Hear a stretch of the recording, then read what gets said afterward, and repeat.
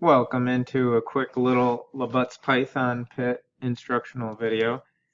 When we want to have Python print something, we can run into a problem when the thing we would like to print has quotes within the actual typing of the string. So here's the problem. If I want to tell you that my dog said bark, well, that's great and all, except in proper English, I would actually put quotation marks around the word bark.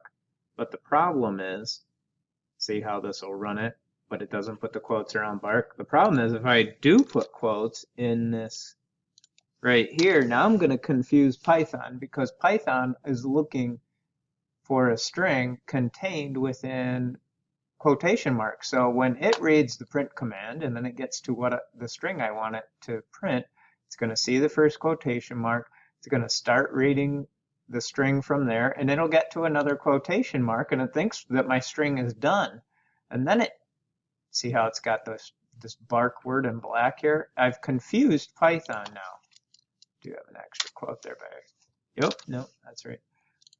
And so what I need to do is a little trick where if you put a backslash in front of a quotation mark, it makes it so that when something like a print function is reading through a string, it'll kind of ignore this quotation mark and realize that that's not the end of the string you intend for Python to print.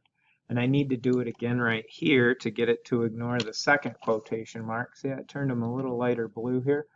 And that's going to make it so now that it ignores both of those quotation marks as being the end of my string, it will then correctly read through them and find the true end of my string at the end of my dog said bark. So let's run it and see that it does indeed work.